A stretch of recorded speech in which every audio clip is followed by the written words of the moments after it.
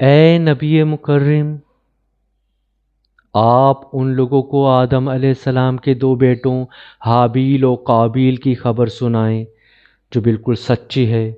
جب دونوں نے اللہ کے حضور ایک ایک قربانی پیش کی، سو ان میں سے ایک حابیل کی قبول کر لی گئی اور دوسرے قابیل سے قبول نہ کی گئی۔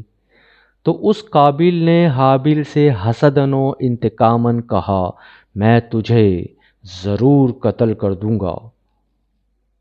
اس حابیل نے جواباً کہا، بے شک اللہ پرہیزگاروں سے ہی نیاز قبول فرماتا ہے۔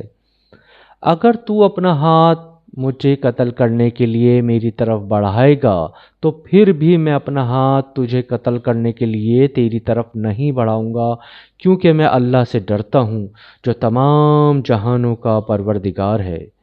میں چاہتا ہوں کہ مجھ سے کوئی زیادتی نہ ہو، اور میرا گناہ قتل اور تیرا اپنا سابقہ گناہ جس کے باعث تیری قربانی نامنظور ہوئی، سب تو ہی حاصل کر لے، پھر تو اہل جہنم میں سے ہو جائے گا، اور یہی ظالموں کی سزا ہے۔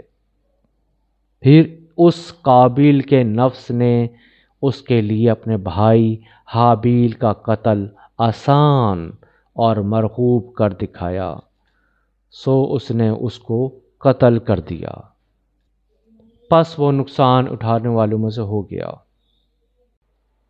پھر اللہ نے ایک کوا بھیجا جو زمین کریدنے لگا تاکہ اسے دکھائے کہ وہ اپنے بھائی کی لاش کس طرح چھپائے۔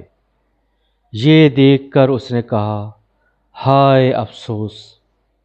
کیا میں اس کوے کی مانند بھی نہ ہو سکا کہ اپنے بھائی کی لاش چھپا دیتا؟ سو وہ پشیمان ہونے والوں میں سے ہو گیا۔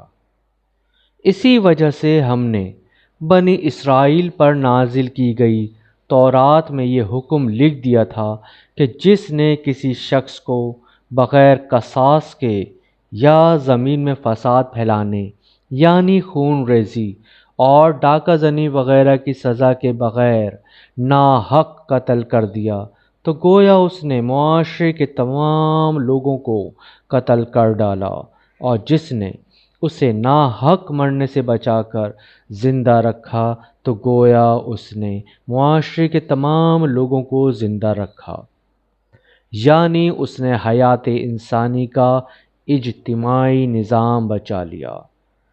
اور بے شک ان کے پاس ہمارے رسول واضح نشانے لے کر آئے، پھر بھی اس کے بعد ان میں سے اکثر لوگ یقیناً زمین میں حد سے تجاوز کرنے والے ہیں۔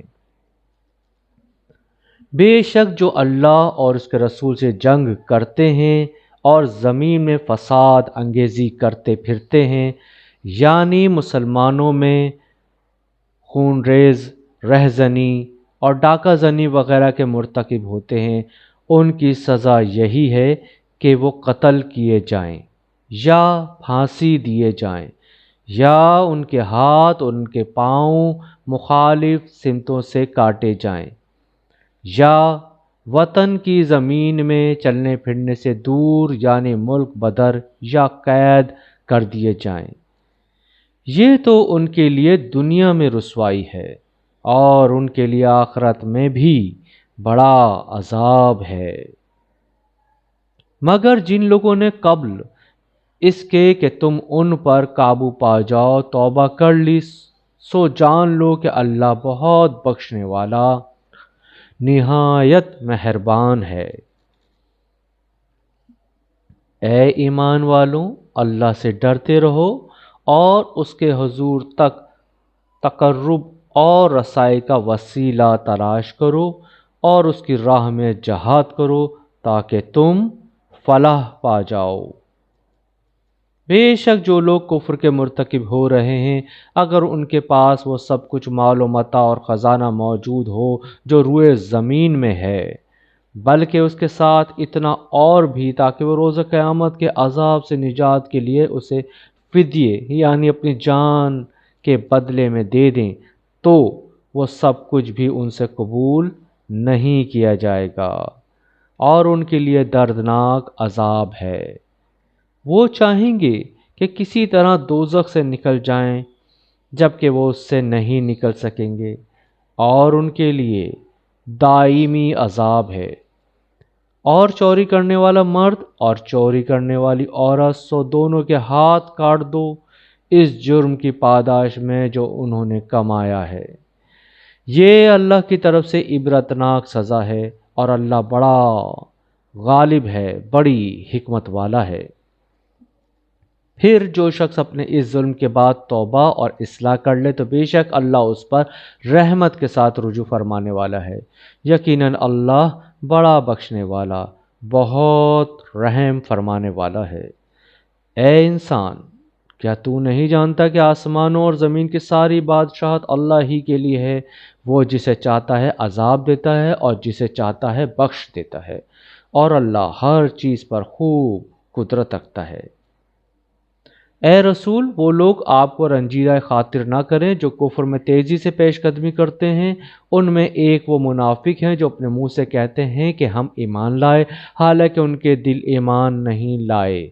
اور ان میں دوسرے یہودی ہیں، یہ جھوٹی باتیں بنانے کے لیے آپ کو خوب سنتے ہیں، یہ حقیقت میں دوسرے لوگوں کے لیے جاسوسی کی خاطر سننے والے ہیں جو ابھی تک آپ کے پاس نہیں آئے۔ یہ وہ لوگ ہیں جو اللہ کے کلمات کو ان کے مواقع مقرر ہونے کے بعد بھی بدل دیتے ہیں، اور کہتے ہیں اگر تمہیں یہ حکم جو ان کا پسند کا ہو دیا جائے تو اسے اختیار کر لو، اور اگر تمہیں یہ حکم نہ دیا جائے تو اس سے احتراز کرو۔ اور اللہ جس شخص کی گمراہی کا ارادہ فرما لے تو اس کے لیے اللہ کے حکم کو روکنے کا ہرگز کوئی اختیار نہیں رکھتے۔ یہی وہ لوگ ہیں جن کے دلوں کو پاک کرنے کا اللہ نے ارادہ ہی نہیں فرمایا۔ ان کے لیے دنیا میں کفر کی ذلت ہے اور ان کے لیے آخرت میں بڑا عذاب ہے۔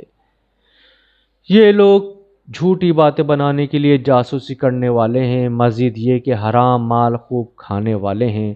سو اگر یہ لوگ آپ کے پاس کوئی نزاعی معاملہ لے کر آئیں تو آپ کو اختیار ہے کہ ان کے درمیان میں فیصلہ فرما دیں یا ان سے گریز فرما لیں، اور اگر آپ ان سے گریز بھی فرما لیں تو تب بھی یہ آپ کو ہرگز کوئی ضرر نہیں پہنچا سکتے، اور اگر آپ فیصلہ فرمائیں تو ان کے درمیان بھی عدل سے ہی فیصلہ فرمائیں، یعنی ان کی دشمنی عادلانہ فیصلے میں رکاوٹ نہ بنے۔